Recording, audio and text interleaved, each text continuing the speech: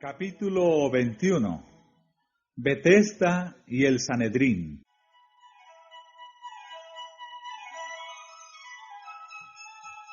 Y hay en Jerusalén, a la puerta del ganado, un estanque, que en hebraico es llamado Betesda, el cual tiene 5 portales.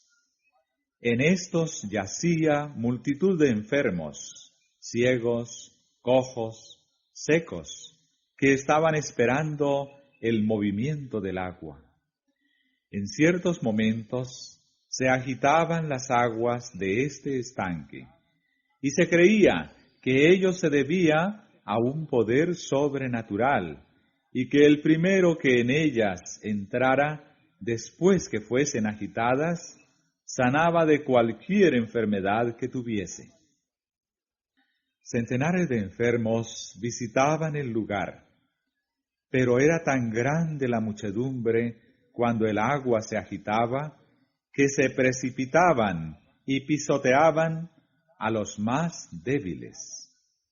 Muchos no podían ni acercarse al estanque. Otros, habiendo logrado alcanzarlo, morían en sus orillas. Se habían levantado refugios en derredor del lugar, a fin de que los enfermos estuviesen protegidos del calor del día y del frío de la noche. Algunos pernoctaban en esos pórticos, arrastrándose a la orilla del estanque día tras día, con una vana esperanza de alivio.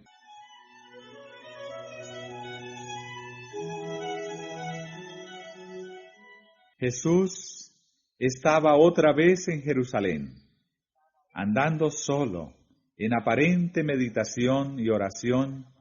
Llegó al estanque, vio a los pobres dolientes, esperando lo que suponían ser su única oportunidad de sanar. Anhelaba ejercer su poder curativo y devolver la salud a todos los que sufrían. Pero era sábado. Multitudes iban al templo para adorar, y él sabía que un acto de curación como este excitaría de tal manera el prejuicio de los judíos que abreviaría su obra.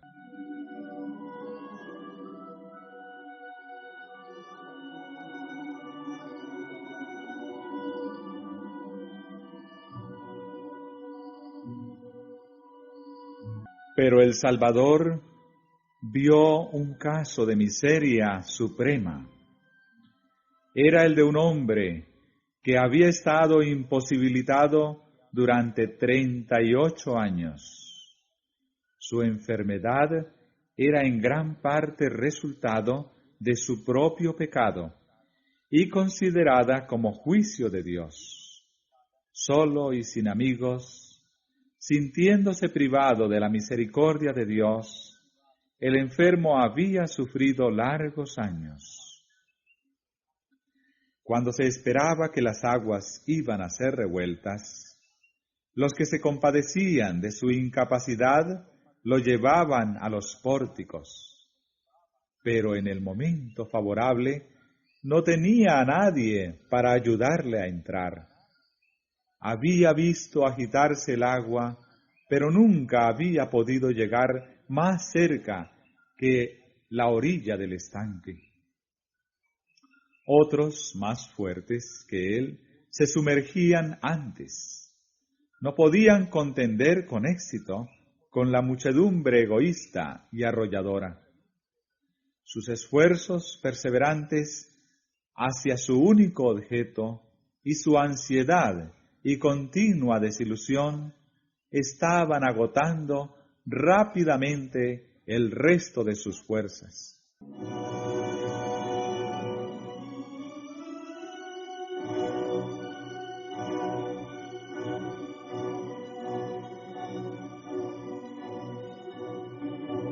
El enfermo estaba acostado en su estera y levantaba ocasionalmente la cabeza para mirar al estanque, cuando un rostro tierno y compasivo se inclinó sobre él, y atrajeron su atención las palabras: ¿Quieres ser sano? La esperanza renació en su corazón. Sintió que de algún modo iba a recibir ayuda. Pero el calor del estímulo no tardó en desvanecerse. Se acordó de cuántas veces había tratado de alcanzar el estanque y ahora tenía pocas perspectivas de vivir hasta que fuese nuevamente agitado. Volvió la cabeza, cansado, diciendo: Señor, no tengo hombre que me meta en el estanque cuando el agua fuere revuelta, porque entre tanto que yo vengo, otros antes de mí han descendido.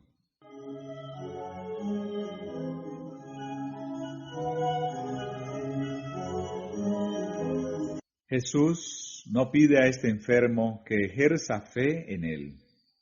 Dice simplemente: levántate, toma tu lecho y anda.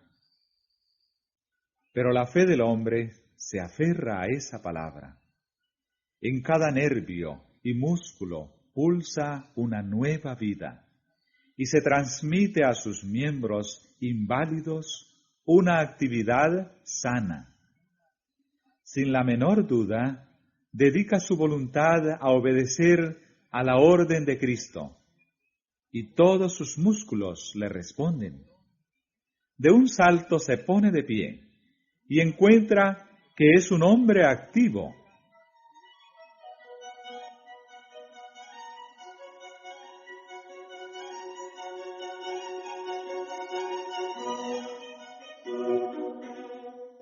Jesús no le había dado seguridad alguna de ayuda divina. El hombre podría haberse detenido a dudar y haber perdido su única oportunidad de sanar.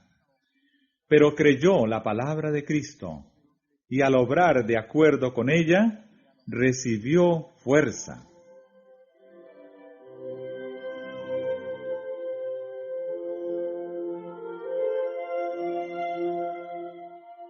Por la misma fe, podemos recibir curación espiritual. El pecado nos separó de la vida de Dios. Nuestra alma está paralizada. Por nosotros mismos, somos tan incapaces de vivir una vida santa como aquel lisiado lo era de caminar. Son muchos los que comprenden su impotencia y anhelan esa vida espiritual que los pondría en armonía con Dios. Luchan en vano para obtenerla. En su desesperación claman: miserable hombre de mí, ¿quién me librará del cuerpo de esta muerte? Alcen la mirada estas almas que luchan presa de la desesperación. El Salvador se inclina hacia el alma adquirida por su sangre, diciendo con inefable ternura y compasión: ¿quieres ser sano? Él os invita a levantaros llenos de salud y paz. No esperéis hasta sentir que sois sanos. Creed en su palabra y se cumplirá. Poned vuestra voluntad de parte de Cristo. Quered servirle, y al obrar de acuerdo con su palabra, recibiréis fuerza. Cualquiera sea la mala práctica, la pasión dominante que haya llegado a esclavizar vuestra alma y cuerpo por haber cedido largo tiempo a ella, Cristo puede y anhela libraros. Él impartirá vida al alma de los que estabais muertos en vuestros delitos. Librará al cautivo que está sujeto por la debilidad, la desgracia y las cadenas del pecado.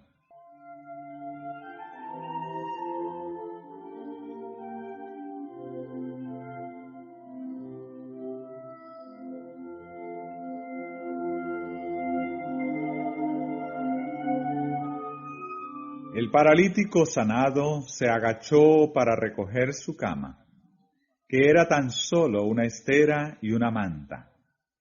Y al enderezarse de nuevo, con una sensación de deleite, miró en derredor buscando a su libertador. Pero Jesús se había perdido entre la muchedumbre. El hombre temía no conocerle en caso de volver a verlo. Mientras se iba apresuradamente con paso firme y libre, alabando a Dios y regocijándose en la fuerza que acababa de recobrar, se encontró con varios fariseos e inmediatamente les contó cómo había sido curado. Les sorprendió la frialdad con que escuchaban su historia.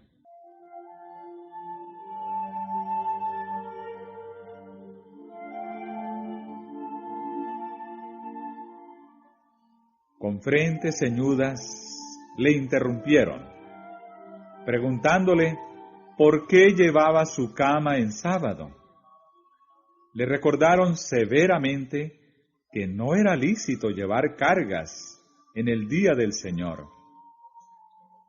En su gozo, el hombre se había olvidado de que era sábado y sin embargo no se sentía condenado por obedecer la orden de aquel que tenía tanto poder de Dios. Contestó osadamente: el que me sanó, él mismo me dijo, toma tu lecho y anda.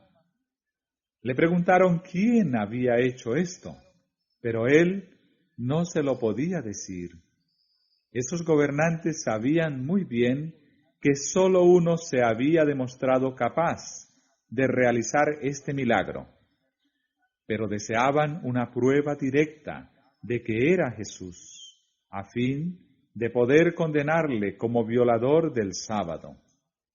En su opinión, no sólo había quebrantado la ley sanando al enfermo en sábado, sino que había cometido un sacrilegio al ordenarle que llevase su cama.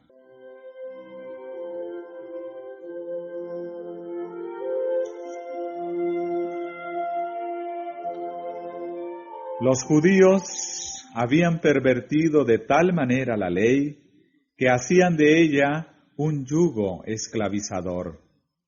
Sus requerimientos sin sentido habían llegado a ser ludibrio entre otras naciones.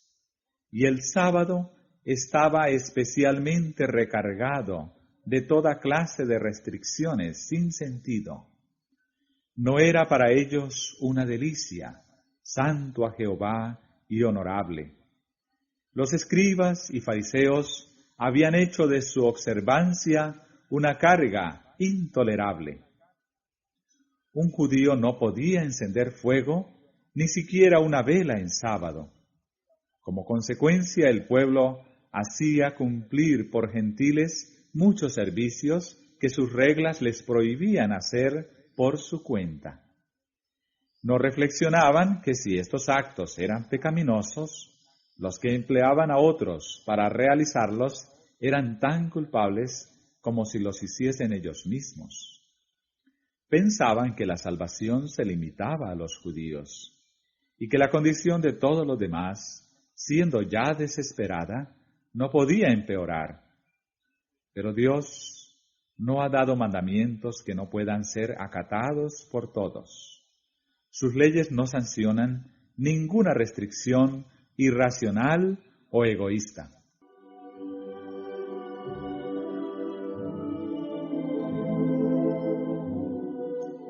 En el templo, Jesús se encontró con el hombre que había sido sanado.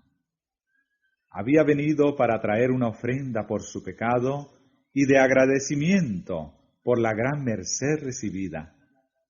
Hallándole entre los adoradores, Jesús se le dio a conocer con estas palabras de amonestación: He aquí, has sido sanado, no peques más, porque no te venga alguna cosa peor.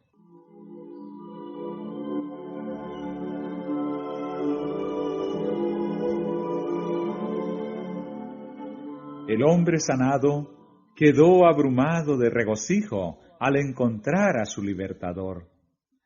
Como desconocía la enemistad que ellos sentían hacia Jesús, dijo a los fariseos que le habían interrogado que ese era el que había realizado la curación.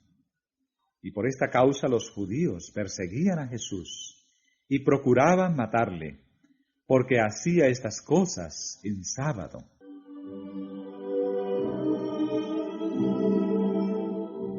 Jesús fue llevado ante el Sanedrín para responder a la acusación de haber violado el sábado. Si en ese tiempo los judíos hubiesen sido una nación independiente, esta acusación habría servido sus fines de darle muerte. Pero la sujeción a los romanos lo impedía. Los judíos no tenían facultad de infligir la pena capital, y las acusaciones presentadas contra Cristo no tendrían peso en un tribunal romano. Sin embargo, esperaban conseguir otros objetos. A pesar de los esfuerzos que ellos hacían para contrarrestar su obra, Cristo estaba llegando, aún en Jerusalén, a ejercer sobre el pueblo una influencia mayor que la de ellos. Multitudes que no se interesaban en las arengas de los rabinos eran atraídas por su enseñanza. Podían comprender sus palabras y sus corazones eran consolados y alentados. Hablaba de Dios, no como un juez vengador, sino como de un Padre tierno, y revelaba la imagen de Dios reflejada en sí mismo. Sus palabras eran como bálsamo para el espíritu herido. Tanto por sus palabras como por sus obras de misericordia, estaba quebrantando el poder opresivo de las antiguas tradiciones y de los mandamientos de origen humano, y presentaba el amor de Dios en su plenitud inagotable.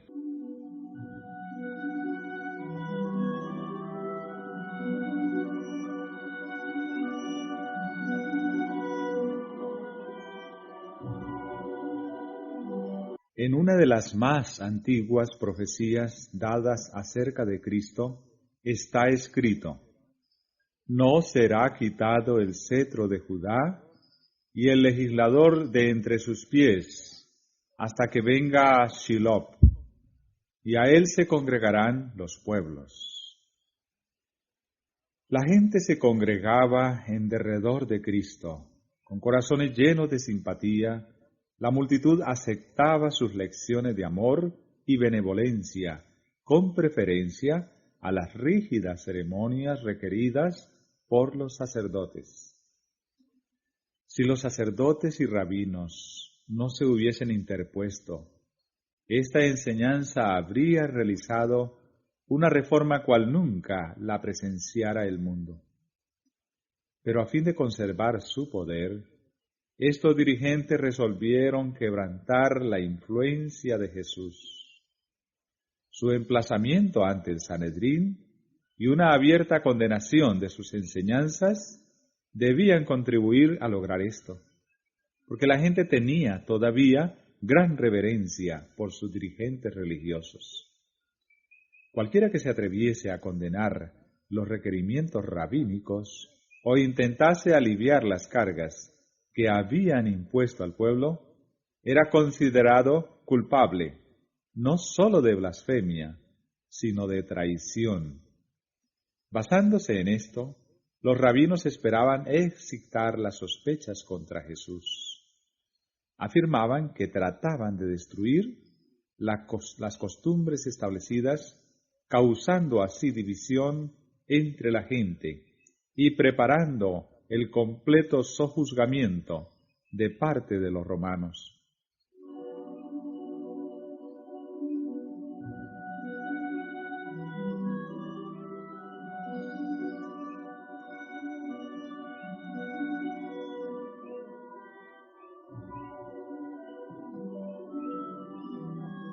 Pero los planes que tan celosamente procuraban cumplir estos rabinos nacieron en otro concilio.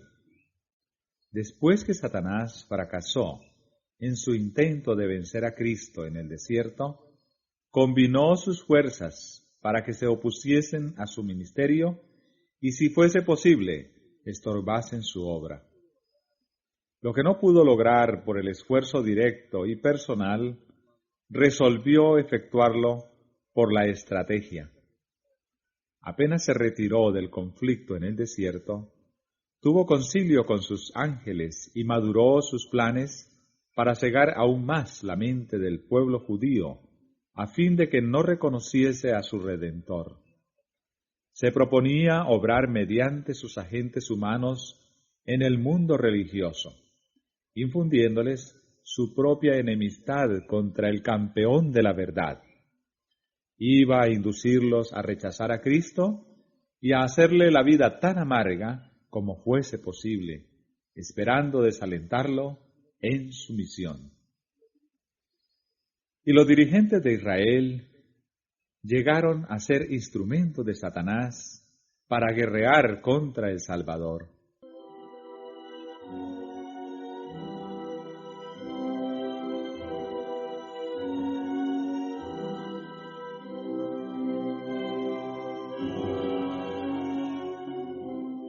Jesús había venido para magnificar la ley y engrandecerla. Él no había de rebajar su dignidad, sino ensalzarla. La Escritura dice, no se cansará ni desmayará hasta que ponga en la tierra juicio. Había venido para librar al sábado de estos requerimientos gravosos que hacían de él una maldición en vez de una bendición.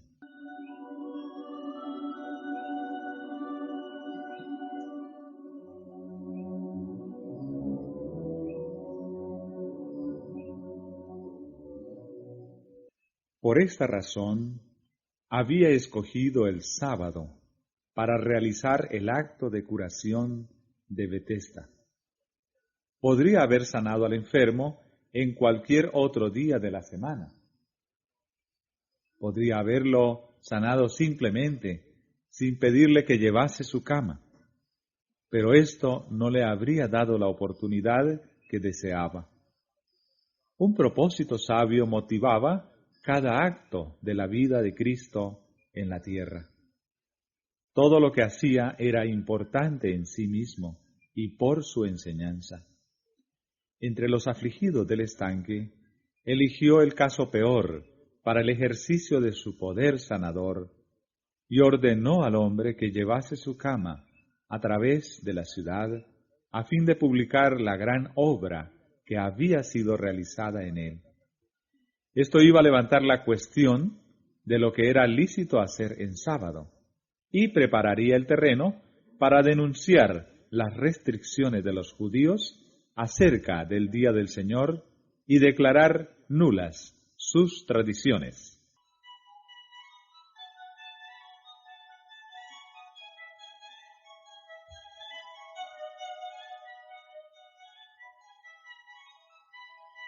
Jesús les declaró que la obra de aliviar a los afligidos estaba en armonía con la ley del sábado. Estaba en armonía con la obra de los ángeles de Dios, que están siempre descendiendo y ascendiendo entre el cielo y la tierra para servir a la humanidad doliente. Jesús dijo, mi Padre hasta ahora obra, y yo obro. Todos los días son de Dios y apropiados para realizar sus planes en favor de la familia humana. Si la interpretación que los judíos daban a la ley era correcta, entonces era culpable Jehová, cuya obra ha vivificado y sostenido toda cosa viviente desde que echó los fundamentos de la tierra. Entonces el que declaró buena su obra e instituyó el sábado para conmemorar su terminación, debía hacer alto en su labor y detener los incesantes procesos del universo.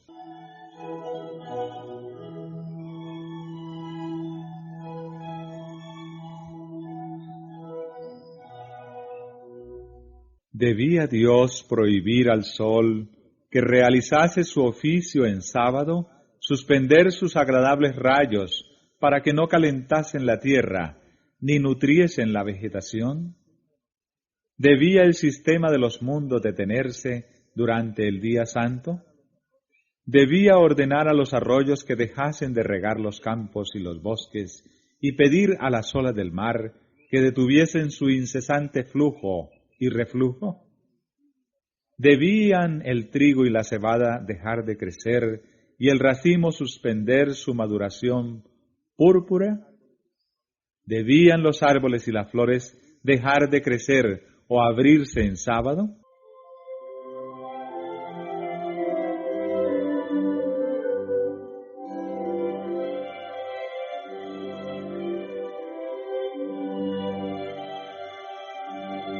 En tal caso, el hombre echaría de menos los frutos de la tierra y las bendiciones que hacen deseable la vida. La naturaleza debía continuar su curso invariable. Dios no podía detener su mano por un momento, o el hombre desmayaría y moriría. Y el hombre también tiene una obra que cumplir en sábado: atender las necesidades de la vida, cuidar a los enfermos, proveer a los menesterosos. No será tenido por inocente quien descuide el alivio del sufrimiento ese día. El santo día de reposo de Dios fue hecho para el hombre, y las obras de misericordia están en perfecta armonía con su propósito. Dios no desea que sus criaturas sufran una hora de dolor que pueda ser aliviada en sábado o cualquier otro día.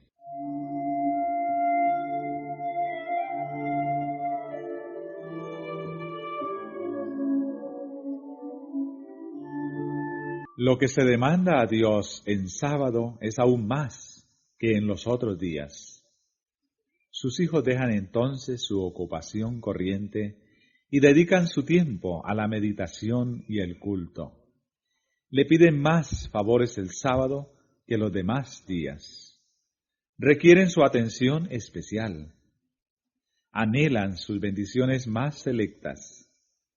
Dios no espera que haya transcurrido el sábado para otorgar lo que le han pedido. La obra del cielo no cesa nunca, y los hombres no debieran nunca descansar de hacer bien. El sábado no está destinado a ser un periodo de inactividad inútil. La ley prohíbe el trabajo secular en el día de reposo del Señor. Debe cesar el trabajo con el cual nos ganamos la vida. Ninguna labor que tenga por fin el placer mundanal o el provecho es lícita en ese día. Pero como Dios abandonó su trabajo de creación y descansó el sábado y lo bendijo, el hombre ha de dejar las ocupaciones de su vida diaria y consagrar esas horas sagradas al descanso sano, al culto y a las obras santas. La obra que hacía Cristo al sanar a los enfermos estaba en perfecta armonía con la ley. Honraba el sábado.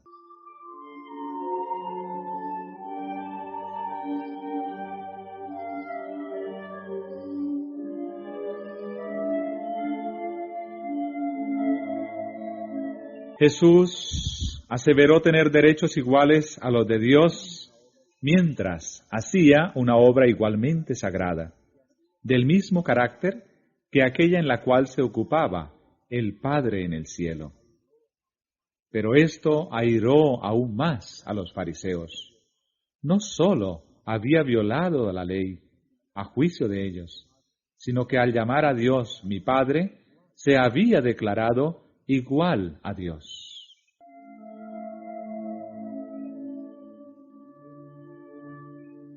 Toda la nación judía llamaba a Dios su Padre, y por lo tanto no se habrían enfurecido si Cristo hubiese dicho tener esa misma relación con Dios. Pero le acusaron de blasfemia, con lo cual demostraron entender que él hacía este aserto en su sentido más elevado.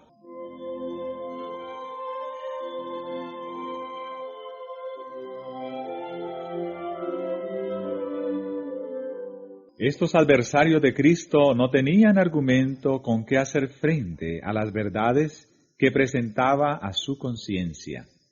Lo único que podían citar eran sus costumbres y tradiciones, y éstas parecían débiles cuando se comparaban con los argumentos que Jesús había sacado de la palabra de Dios y del incesante ciclo de la naturaleza.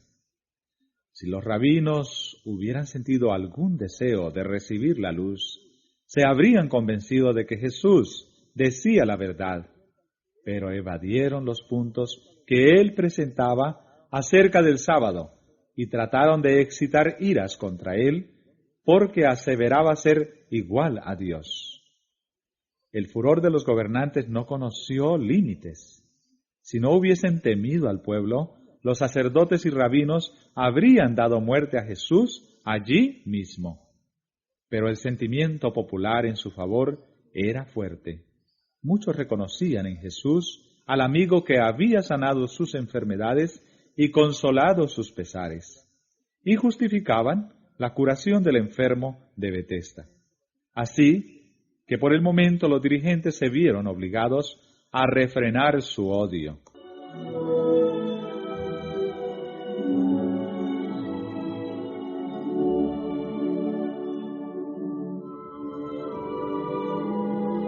Jesús rechazó el cargo de blasfemia.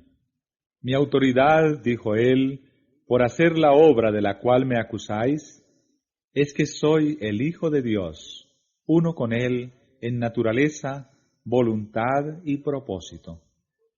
Coopero con Dios en todas sus obras de creación y providencia. No puede el Hijo hacer nada de sí mismo, sino lo que viere hacer al Padre. Los sacerdotes y rabinos reprendían al Hijo de Dios por la obra que había sido enviado a hacer en el mundo. Por sus pecados se habían separado de Dios, y en su orgullo obraban independientemente de Él.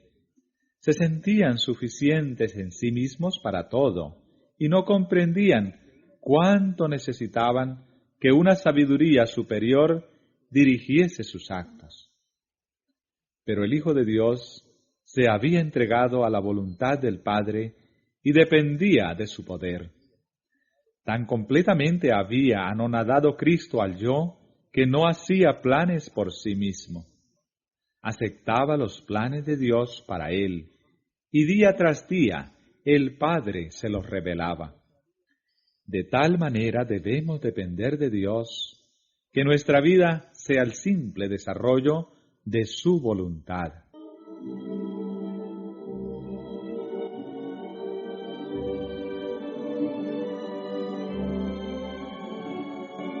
Cuando Moisés estaba por construir el santuario como morada de Dios, se le indicó que hiciese todas las cosas de acuerdo con el modelo que se le mostrara en el monte.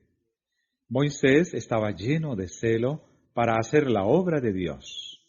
Los hombres más talentosos y hábiles estaban a su disposición para ejecutar sus sugestiones.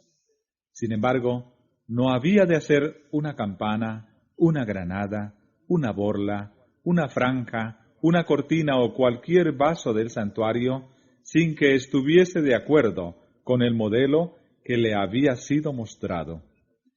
Dios le llamó al monte y le reveló las cosas celestiales. El Señor le cubrió de su gloria para que pudiese ver el modelo, y de acuerdo con éste se hicieron todas las cosas. Así también Dios, deseoso de hacer de Israel su morada, le había revelado su glorioso ideal del carácter. Le mostró el modelo en el monte cuando le dio la ley desde el Sinaí. Y cuando pasó delante de Moisés y proclamó: Jehová, Jehová, fuerte, misericordioso y piadoso, tardo para la ira y grande en benignidad y verdad, que guarda la misericordia en millares, que perdona la iniquidad, la rebelión y el pecado.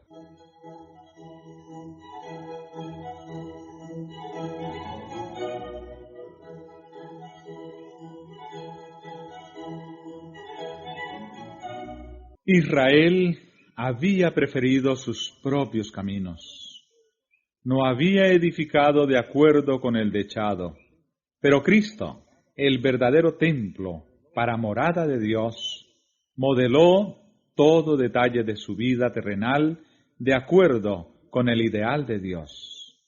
Dijo: Me complazco en hacer tu voluntad, oh Dios mío, y tu ley está en medio de mi corazón. Así también nuestro carácter debe ser edificado para morada de Dios en espíritu. Y hemos de hacer todas las cosas de acuerdo con el modelo, a saber, aquel que padeció por nosotros, dejándonos ejemplo, para que vosotros sigáis sus pisadas.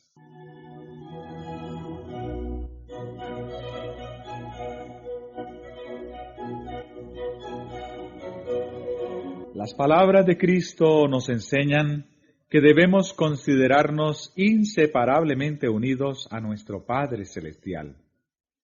Cualquiera sea nuestra situación, dependemos de Dios, quien tiene todos los destinos en sus manos. Él nos ha señalado nuestra obra y nos ha dotado de facultades y recursos para ella. Mientras sometamos la voluntad a Dios y confiemos en su fuerza y sabiduría, seremos guiados por sendas seguras para cumplir nuestra parte señalada en su gran plan.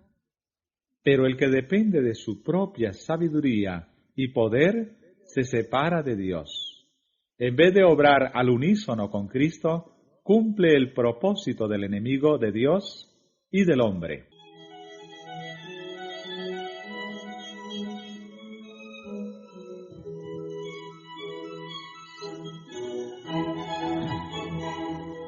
El Salvador continuó: todo lo que el Padre hace, esto también hace el Hijo juntamente. Como el Padre levanta a los muertos y le da vida, así también el Hijo a los que quiere da vida.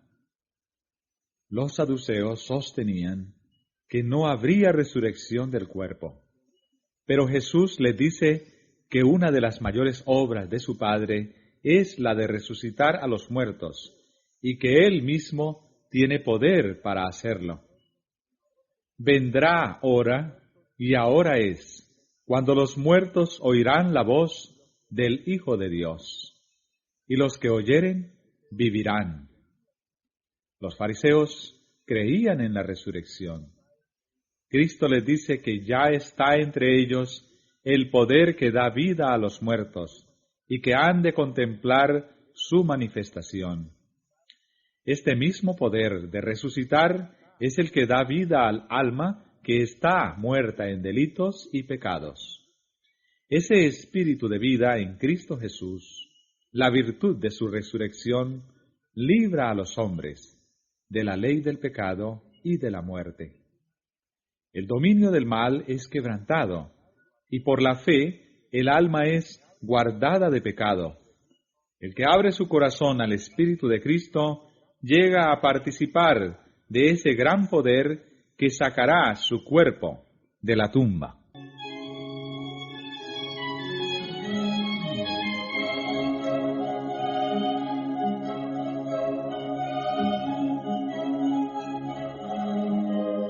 El humilde Nazareno asevera su verdadera nobleza. Se eleva por encima de la humanidad, depone el manto de pecado y de vergüenza, y se revela como el honrado de los ángeles, el Hijo de Dios, uno con el Creador del universo. Sus oyentes quedan hechizados. Nadie habló jamás palabras como las suyas, ni tuvo un porte de tan real majestad. Sus declaraciones son claras y sencillas. Presentan distintamente su misión y el deber del mundo. Porque el Padre a nadie juzga, mas todo el juicio dio al Hijo, para que todos honren al Hijo como honran al Padre. El que no honra al Hijo, no honra al Padre que le envió. Porque como el Padre tiene vida en sí mismo, así dio también al Hijo que tuviese vida en sí mismo, y también le dio poder de hacer juicio, en cuanto es el Hijo del Hombre.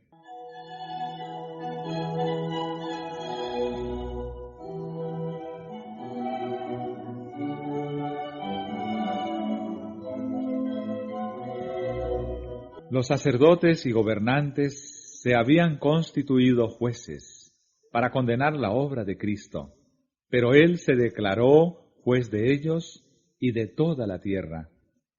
El mundo ha sido confiado a Cristo, y por Él ha fluido toda bendición de Dios a la especie caída. Era redentor antes de su encarnación, tanto como después. Tan pronto como hubo pecado, hubo un Salvador. Ha dado luz y vida a todos, y según la medida de la luz dada, cada uno será juzgado. Y el que dio la luz, el que siguió al alma con las más tiernas súplicas, tratando de ganarla del pecado a la santidad, es a la vez su abogado y juez. Desde el principio de la gran controversia en el cielo, Satanás ha sostenido su causa por medio del engaño, y Cristo ha estado obrando para desenmascarar sus planes y quebrantar su poder. El que hizo frente al engañador y a través de todos los siglos procuró arrebatar cautivos de su dominio, es quien pronunciará el juicio sobre cada alma.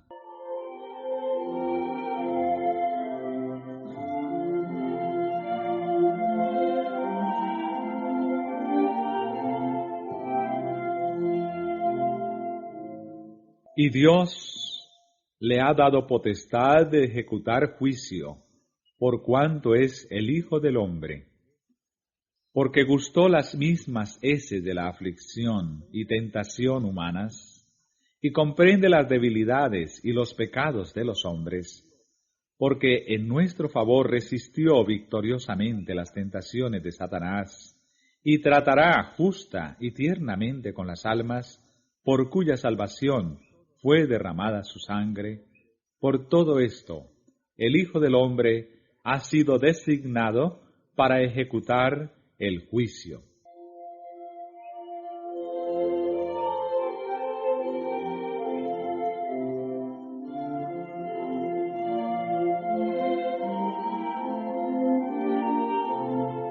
Pero la misión de Cristo no era juzgar, sino salvar. No envió Dios a su Hijo al mundo para que condene al mundo, mas para que el mundo sea salvo por él. Y delante del Sanedrín, Jesús declaró: El que oye mi palabra y cree al que me ha enviado, tiene vida eterna, y no vendrá a condenación, mas pasó de muerte a vida.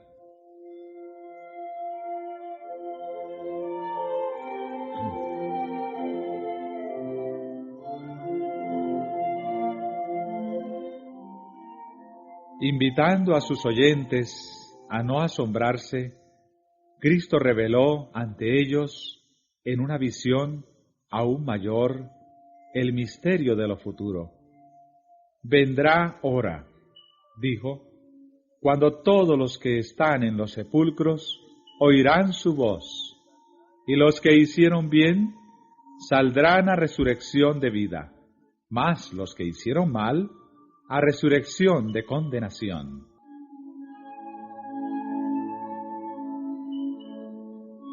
Esta seguridad de la vida futura era lo que durante tantos tiempos Israel había esperado recibir cuando viniera el Mesías. Resplandecía sobre ellos la única luz que puede iluminar la lobreguez de la tumba. Pero la obstinación es ciega.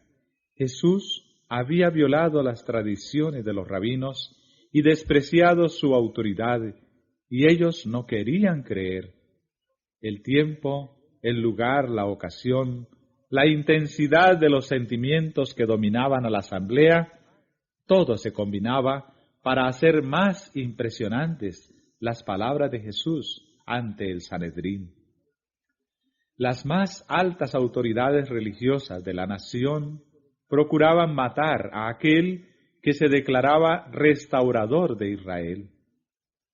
El Señor del sábado había sido emplazado ante un tribunal terrenal para responder a la acusación de violar la ley del sábado. Cuando declaró tan intrépidamente su misión, sus jueces le miraron con asombro e ira, pero sus palabras eran incontestables. No podían condenarle. Negó a los sacerdotes y rabinos el derecho a interrogarle o a interrumpir su obra. No habían sido investidos con esa autoridad.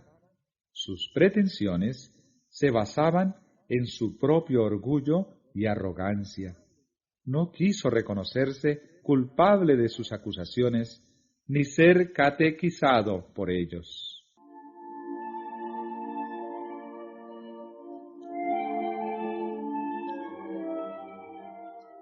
En vez de disculparse por el hecho del cual se quejaban, o explicar el propósito que tuviera al realizarlo, Jesús se encaró con los gobernantes y el acusado se trocó en acusador.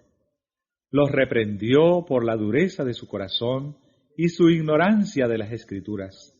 Declaró que habían rechazado la palabra de Dios, puesto que habían rechazado a aquel a quien Dios había enviado. Escudriñáis las Escrituras, pues pensáis que en ellas tenéis la vida eterna, y ellas son las que dan testimonio de mí.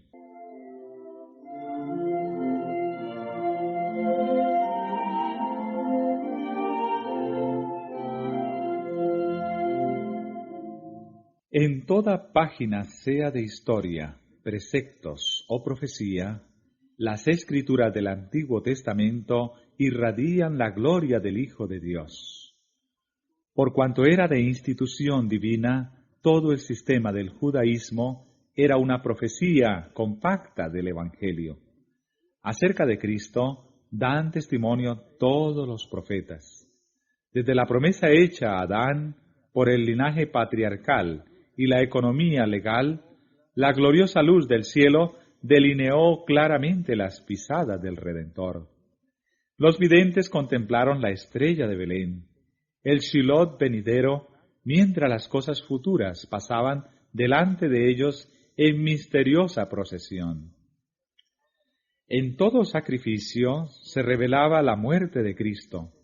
En toda nube de incienso ascendía su justicia. Toda trompeta del jubileo hacía repercutir su nombre. En el pavoroso misterio del lugar santísimo moraba su gloria.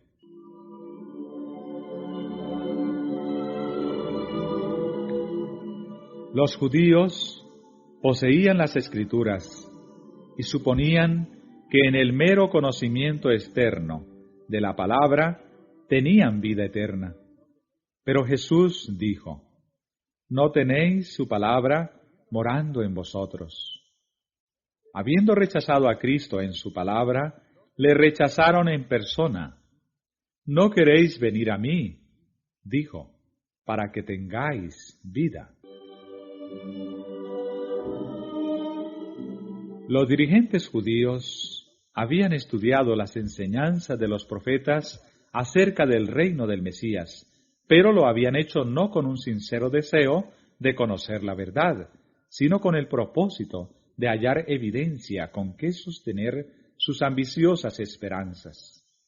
Cuando Cristo vino de una manera contraria a sus expectativas, no quisieron recibirle, y a fin de justificarse, trataron de probar que era un impostor.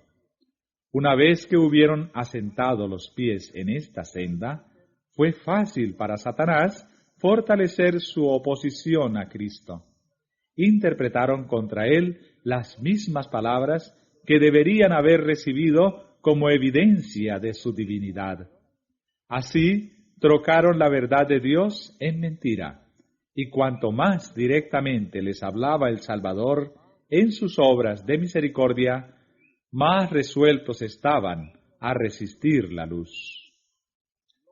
Jesús dijo: Gloria de los hombres no recibo.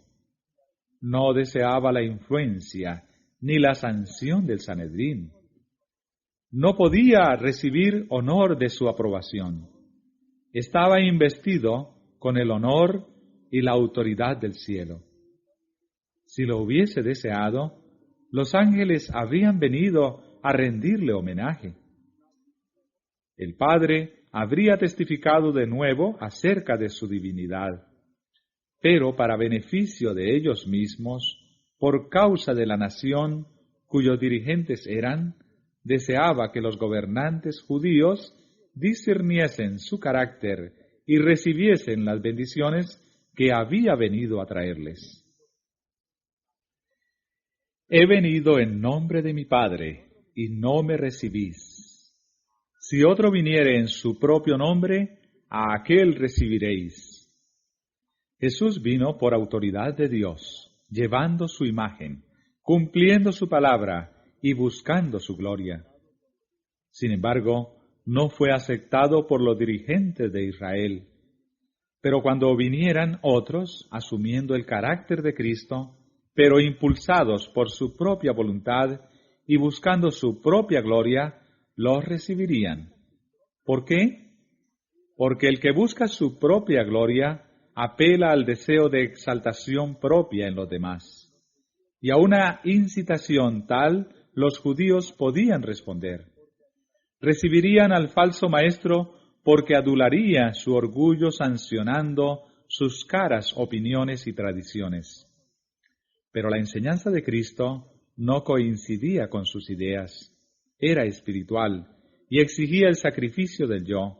Por lo tanto, no querían recibirla, no conocían a Dios y para ellos su voz expresada por medio de Cristo era la voz de un extraño. ¿No se repite el caso hoy? No hay muchos aún entre los dirigentes religiosos que están endureciendo su corazón contra el Espíritu Santo, incapacitándose así para reconocer la voz de Dios. ¿No están rechazando la palabra de Dios a fin de conservar sus tradiciones? Si vosotros que creyeseis a Moisés, dijo Jesús, creeríais a mí, porque de mí escribió él. Y si a sus escritos no creéis, ¿cómo creeréis a mis palabras? Fue Cristo quien habló a Israel por medio de Moisés. Si hubieran escuchado la voz divina que les hablaba por medio de su gran caudillo, la habrían reconocido en las enseñanzas de Cristo. Si hubiesen creído a Moisés, habrían creído en aquel de quien escribió Moisés. Jesús sabía que los sacerdotes y rabinos estaban resueltos a quitarle la vida, pero les explicó claramente su unidad con el Padre y su relación con el mundo. Vieron que la oposición que le hacían era inexcusable, pero su odio homicida no se aplacó. El temor se apoderó de ellos al presenciar el poder convincente que acompañaba su ministerio, pero resistieron sus llamamientos y se encerraron en las tinieblas. Habían fracasado señaladamente en subvertir la autoridad de Jesús o enajenarle el respeto y la atención del pueblo, de entre el cual muchos se habían convencido por sus palabras. Los gobernantes mismos habían sentido profunda convicción mientras había hecho pesar su culpa sobre su conciencia. Pero esto no hizo sino amargarlos aún más contra él. Estaban resueltos a quitarle la vida. Enviaron mensajeros por todo el país para amonestar a la gente contra Jesús como impostor. Mandaron espías para que lo vigilasen e informasen de lo que decía y hacía. El precioso Salvador estaba ahora muy ciertamente bajo la sombra de la cruz.